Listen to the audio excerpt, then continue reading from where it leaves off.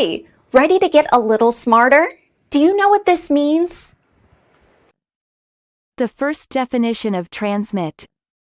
You can cause something to be passed on from one person to the next. For example, knowledge is transmitted from teacher to student.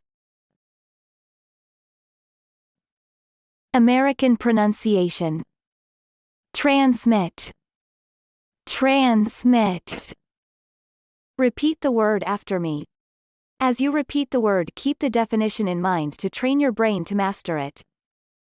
Transmit. Say. Transmit.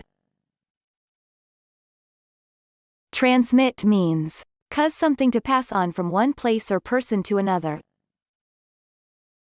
Transmit. Transmit. Transmit origin. Late Middle English, from Latin transmitter, trans, across, plus mitter, send. Practice. Listen to what I say, then pause the video and repeat after me.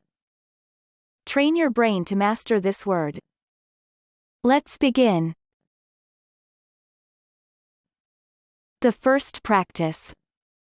Tuberculosis is easily transmitted through the air. Now, repeat after me. Tuberculosis is easily transmitted through the air.